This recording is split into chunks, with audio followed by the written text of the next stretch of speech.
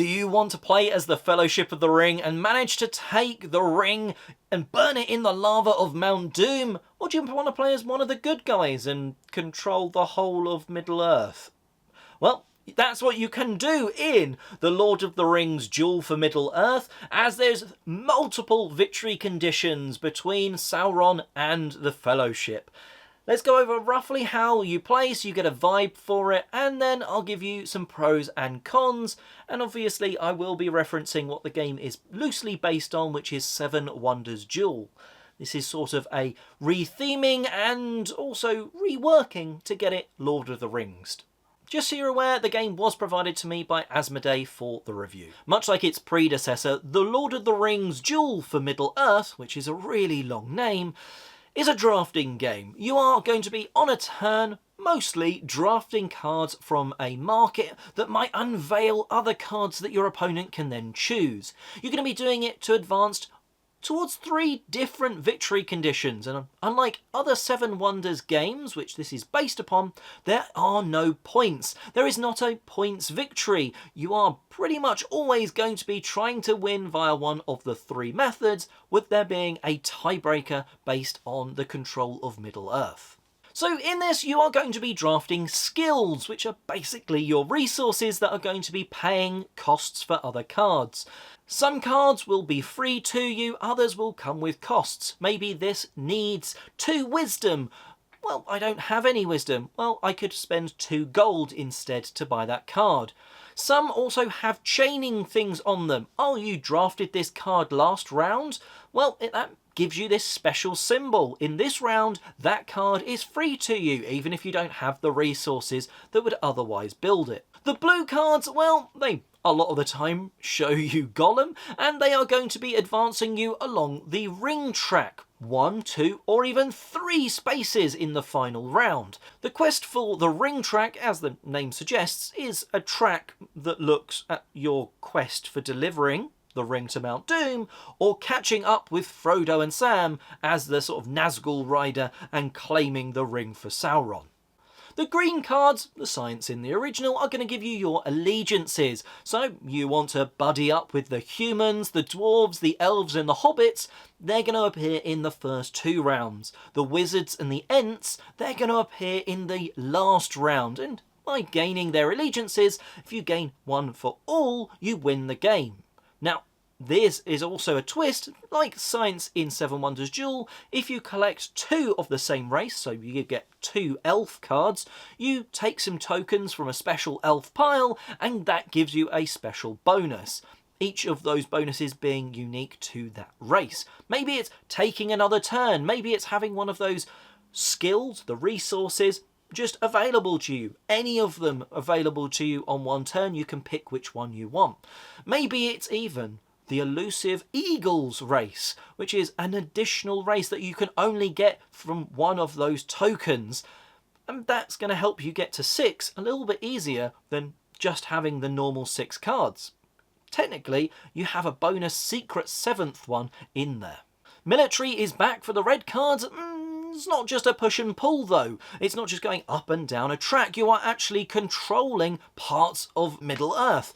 You are maybe putting a fortress up in Gondor, but you've just sort of para-dropped some troops over into Mordor and different things like that. There's cards that allow you, so you draft this one card, you've paid its costs sort of thing. You can now put 2 dudes onto that map in one of 2 locations. Or maybe it's one of the sort of purple cards from the latter round, the 3rd round. Well, that maybe is allowing you to move people. So you've got a blob of people in Rohan. Well, let's start moving them about, and you have little battles. And those battles are very simple. I move 1 dude in, you've got 1 dude, they kill each other. If I move 2 dudes in and you've got 1 dude, well, we both remove 1 and I still have 1 remaining. It's very simple, but you are controlling that map. And again, that's another victory condition. If you have a fortress or a person present in every of the locations on the board, you win, because you control the whole of Middle-earth. Instead of drafting a card on a turn, you could instead look at these relatively expensive landmark tiles. They are the locations on the main board, such as like Gondor. You can buy that effectively by having loads of resources or maybe a load of money. It costs you not only one gold coin for every previous fortress you've placed down, but also a load of resources.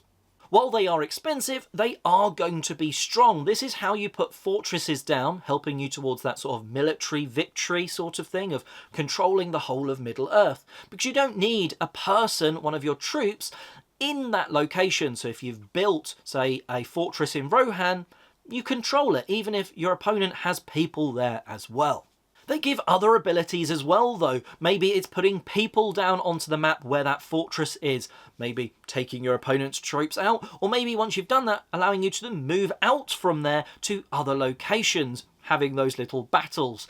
Maybe it just gives you 5 gold once you've bought that location or something like that. So they're expensive, but they also allow you to effectively skip a drafting turn if you don't want to reveal that one card for your opponent yet.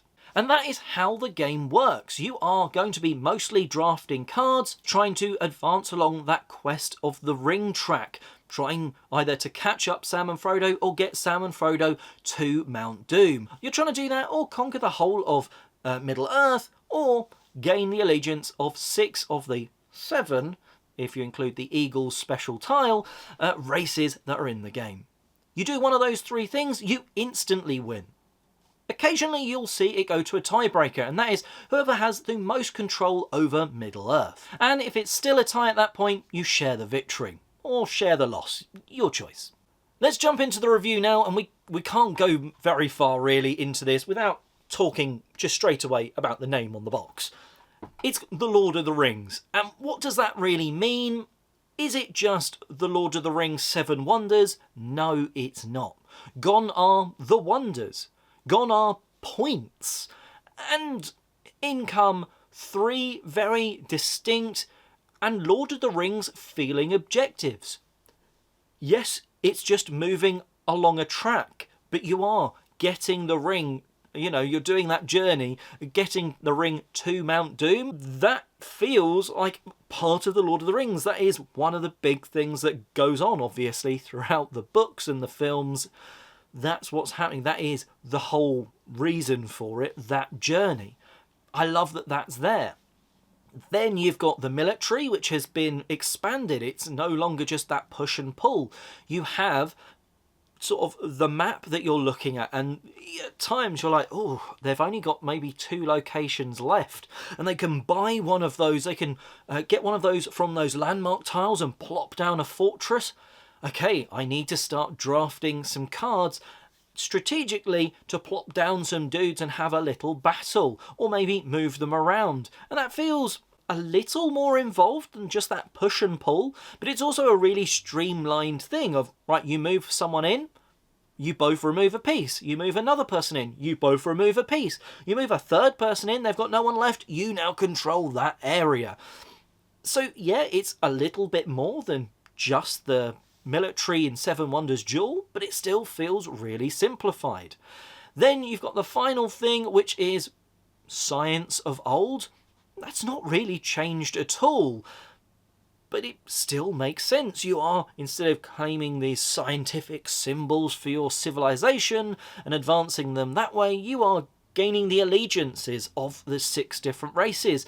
And if you ever get the same race a second time, you get a bonus from that race. Or if you ever get 3 of different, at one point in the game you get 3 different race alliances, you get a bonus for doing that. And I think that's really cool, because these are 3 very different sort of objectives that kind of were there. Certainly the military and the science was in the original 7 Wonders, but that ring track that you're being pushed, you're being sort of working your way along, that's so much more like thematically driven, even though it's just a track, than scoring points. And I kind of went into it going, it's interesting they've removed points. I'm really glad they've removed points. It would feel kind of meh winning the Lord of the Rings duel.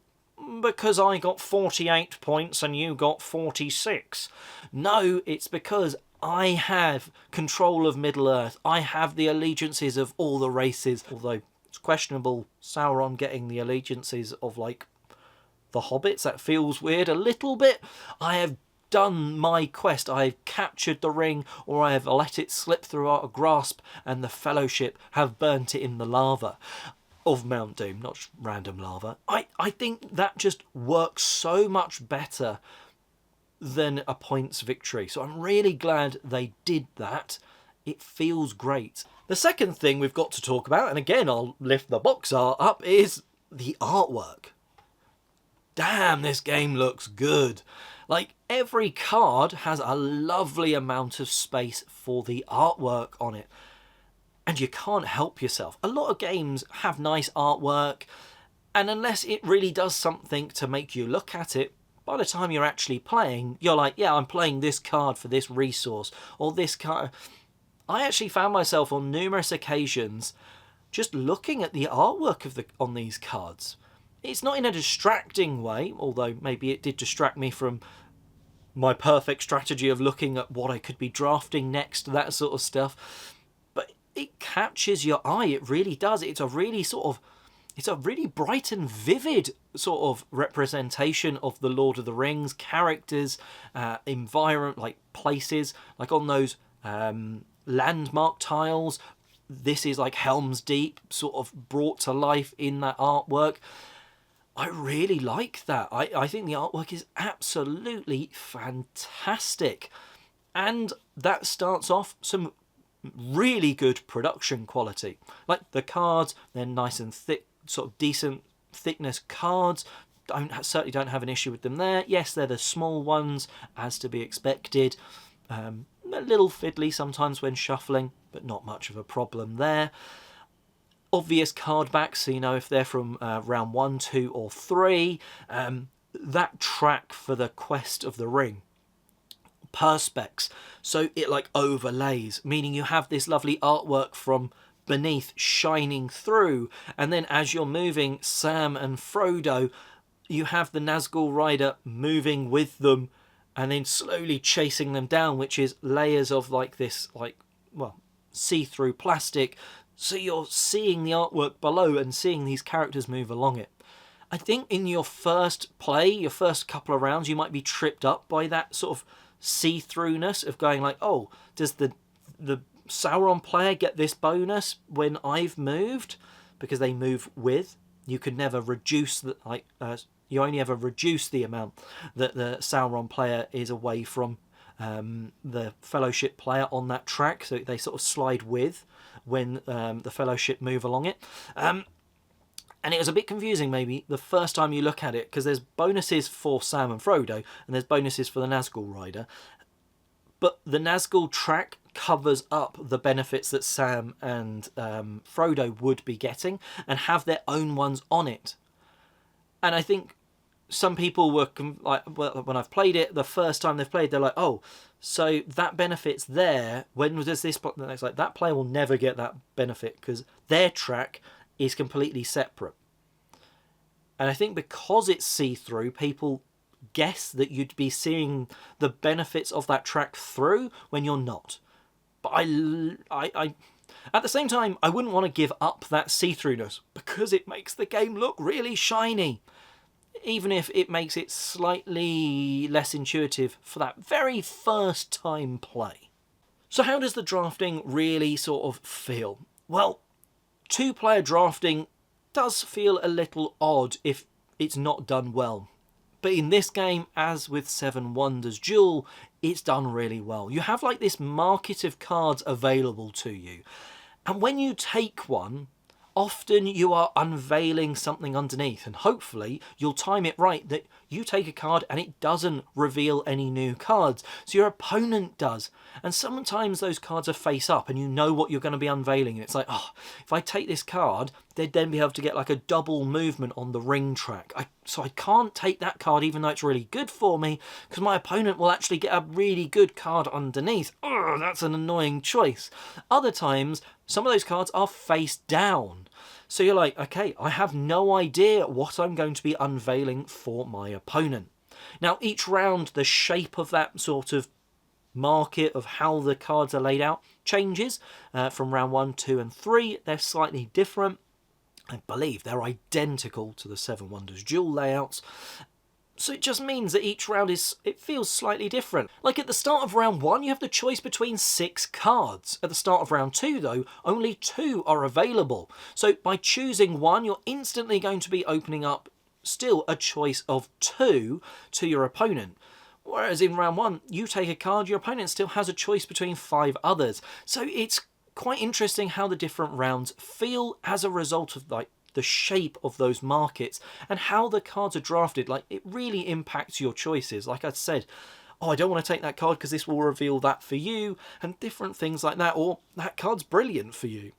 I'm just going to take it and discard it, get the money, because I can't play it. I don't have those skills, resources to pay for it right now, or the gold, or maybe I just don't want to use my gold right now because I'm eyeing it up for something else.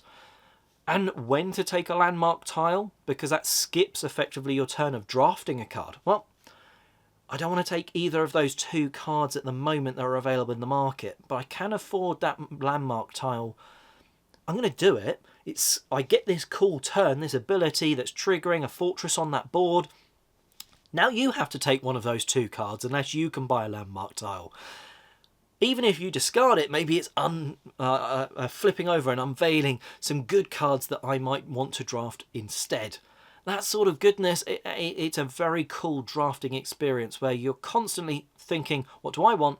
And also, what can I not let my opponent have? They're close to the end of getting all of the allegiances. They've got like 4 out of the 6. And you can see the others in that market. You've got to draft really carefully so they can't pick them up.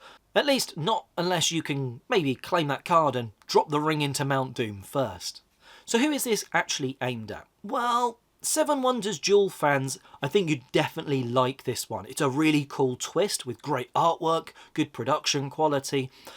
They've definitely made it different. It's not just a retheme. You know, they've not just pasted on some Lord of the Rings artwork and gone, here's a new game. The military has a little bit more to it, but still very streamlined. Science, almost identical. And then there is that quest track with no points being earned. So it feels different. Whether it's different enough to own both, though, I'm not so sure.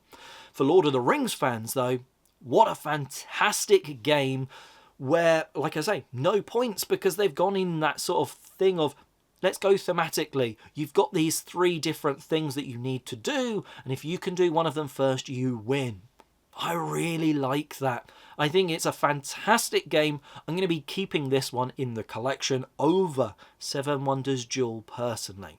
It really doesn't hurt that it's got that Lord of the Rings name to it. It doesn't hurt that it's got that fantastic artwork.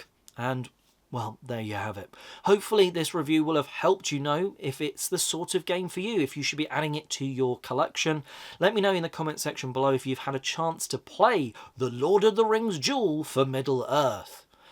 It's definitely a bit namey on the name front, but it's a solid game. Very happy to own this one. And until next time, have a ring-filled good day.